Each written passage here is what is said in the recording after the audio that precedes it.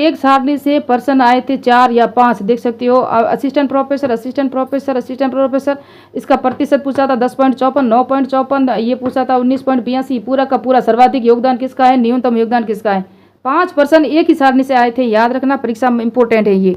राजस्थान की जीडीपी में उद्योगों का योगदान, स्थिर कीमत, प्रचलित कीमत, इनके उपक्षेत्र, विनिर्माण, विद्युत गैस खनन और इनका प्रतिशत, 12 वर्षों की वृद्धि दर भी दी हुई है। सब पूरा डिटेल से देखते हैं, मिलते हैं नेक्स्ट पार्ट आगे। और आज मैं आपको जुलाई 2024 में जो बजट पेश हुआ था वो कृषि, उद्योग और सेवा में योगदान है, तो इसमें से कृषि में बता रही हूँ। कृषि के उप क्षेत्रों से अभी असिस्टेंट प्रोफेसर राजस्थान जीके का 3rd पेपर हुआ था, ये प्रश्न आया था। और आगे देखेंगे इसकी कितनी वृद्धि दर रही है और स्थिर कीमतों पे, प्रचलित कीमतों पे क्या क्या योगदान रहा है, और कुल खाद्यान्न कितना था, और कुल जीडीपी कितनी है और कितनी वृद्धि हुई है। ये भारत राजस्थान की कुल जीडीपी है, स्थिर कीमतों पे, प्रचलित कीमतों पे कितनी वृद्धि दर रही है, ये भी याद रखना इंपॉर्टेंट है क्योंकि परीक्षा में बार बार पूछा जाता है। हो सका तो उद्योग भी पढ़ाऊंगी, लेकिन पहले कृषि का पूरा कर लेते हैं, जो मोस्ट पॉइंट है जो एग्जाम में बार बार पूछे जाते हैं।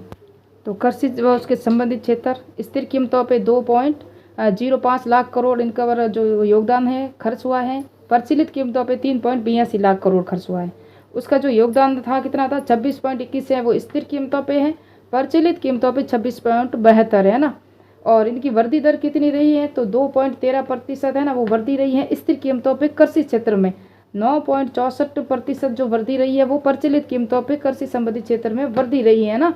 26.72 पे 9.64 की वृद्धि हुई है। 26.21 पे 2.13% की वृद्धि हुई है। कुल खाद्यान्न कितना है तो वो भी दिखा दूं मैं थोड़ा सा। याद रखना, कुल खाद्यान्नों में कमी हुई है क्योंकि पहले 252.80% था, जहाँ वर्तमान में 245.01% है जो कुल खाद्यान्न है राजस्थान का। परीक्षा में बार बार प्रश्न आता है।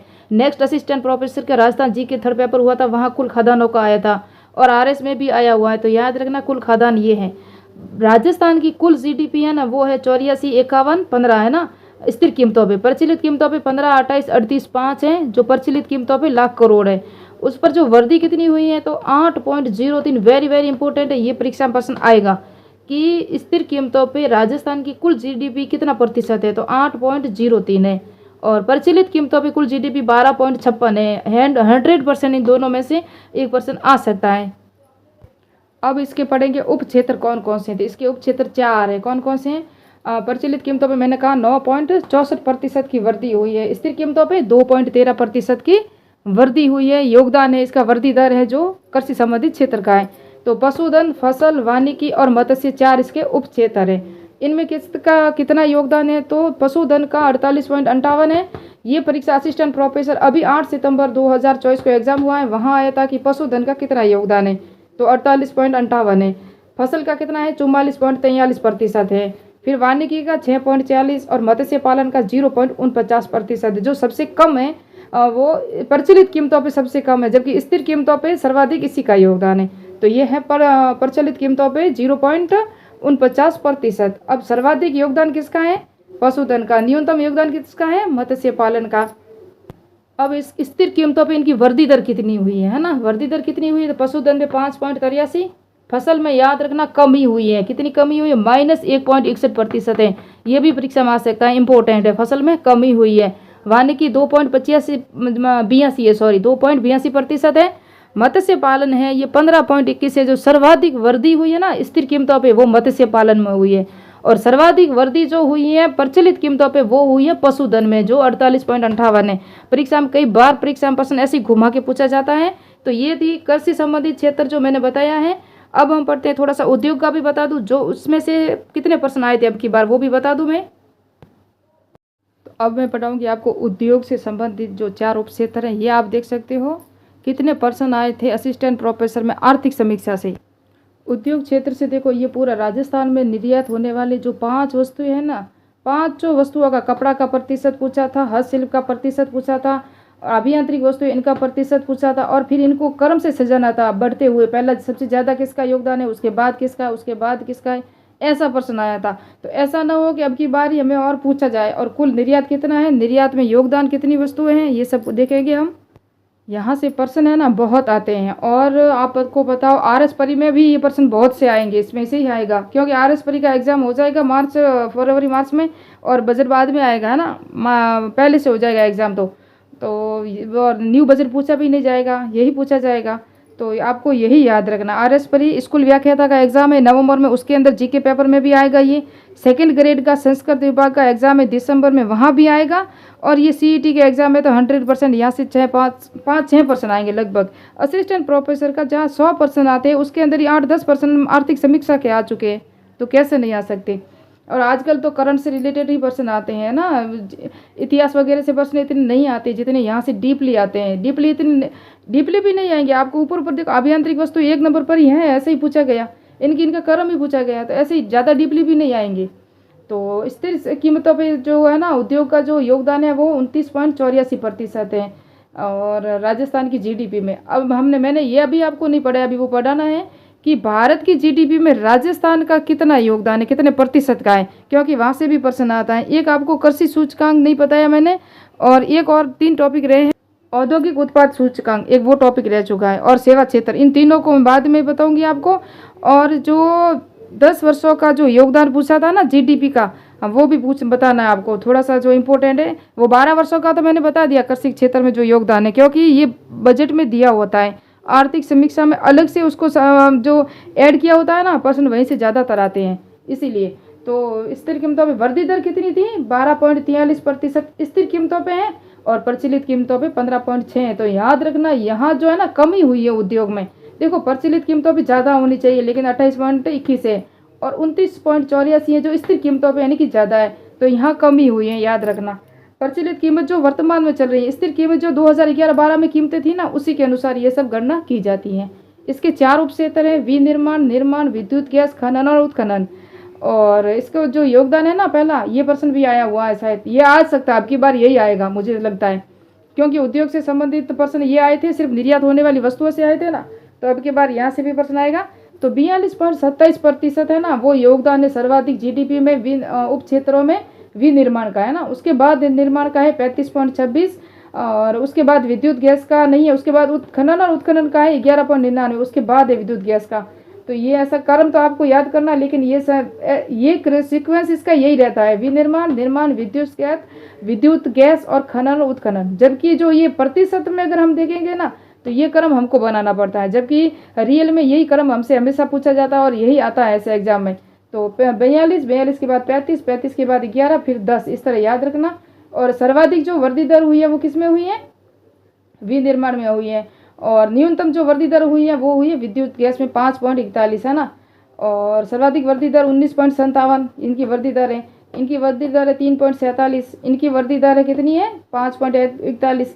और खनन और उत्खनन की कितनी है? 10.02%। ये जो इनकी वृद्धि दर है चारों क्षेत्रों में। अब हम इसको पढ़ते हैं ना, 12 वर्षों की जो वृद्धि दर दी हुई है ना, ये 12 वर्षों की अभी मैं बता रही हूँ, बता ही नहीं है। अभी नेक्स्ट में जब बताऊंगी, कृषि का कुछ बताना बाकी रह चुका, तो वो नेक्स्ट पार्ट में देखेंगे। ये देखो, ये 12 वर्षों की अलग से मेंशन की हुई है ना, इसलिए हमको पढ़ना है। तो 12 वर्षों में जो सर्वाधिक वृद्धि हुई है वो विद्युत गैस में हुई है 6.05% हुई है। जबकि जो वार्षिक वृद्धि दर होती है, जो हम हमेशा स्थिर और प्रचलित कीमतों पे करते हैं, बजट हमेशा प्रस्तुत होता है, वहाँ जो वृद्धि दर हुई है वो विनिर्माण में हुई है 42.27%। कितनी हुई है? 42.27%। मैंने यहाँ लिखा होगा, ये 42.27% है जो साल भर की मैंने यहाँ लिखी हुई है। ये वृद्धि दर है जो वर्तमान की, जो साल भर की है वो है, और ये वृद्धि दर है जो 10 साल की है। तो मैंने यहाँ पूरा का पूरा पूरी एक सारणी में पूरा समेट लिया पूरे वाला। तो विद्युत गैस में, उसके बाद हुई है विनिर्माण में 5.5%, जो 12 वर्षों में वृद्धि दर हुई है उद्योगों के उप क्षेत्रों में। फिर है निर्माण में 3.36, फिर है खनन और उत्खनन में 2.41। और ये मैंने अभी बताया ना आपको, 10.41 किसके अंदर है? ये विद्युत गैस में जो वृद्धि दर हुई है वो 42.27 जो वर्तमान में है वो विनिर्माण में, 35 निर्माण में, 11 खनन में। और ये जो वृद्धि दर हमारी वर्तमान में है जो मैंने बताया अभी आपको, थोड़े वो सारणी वापस मैंने यहाँ पूरी रिपीट की है। सर्वाधिक वृद्धि विनिर्माण में हुई है 19.47 जो वार्षिक वृद्धि दर के दर से। जबकि 12 वर्षों में जो सर्वाधिक वृद्धि दर हुई है वो विद्युत गैस में 6.05%, याद रखना। अब राजस्थान में जो आपको दिख ही नहीं रहा था क्या? मैं ऐसे बता रही थी, नहीं दिख रहा था।